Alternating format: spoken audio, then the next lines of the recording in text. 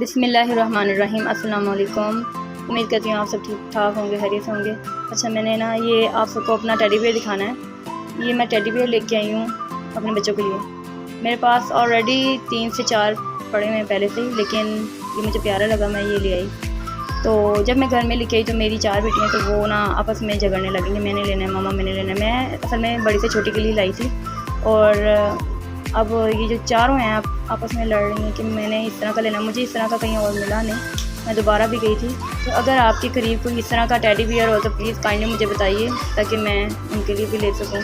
मेरी बच्चियों को बहुत पसंद है। अगर मैंने उनको ना ला के दिया तो वो फिर फाइट करती रहेंगी। आपको पता है, फिर बच्चे डिसहार्ड हो जाते हैं कि मम्मा एक के लिए चीज़ लाती हैं, तो वही जिसके लिए नहीं लेके आई तो वो फिर हमें नाराज़ होगा। फिर गर्मियों का मौसम, आपको पता है, दिल घबरा जाता है। तो मैं नहीं चाहती इस तरह कोई इशू पेश आए।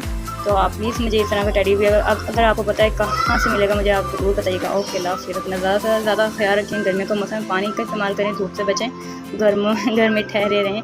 ओके जी, अल्लाह हाफ़िज़।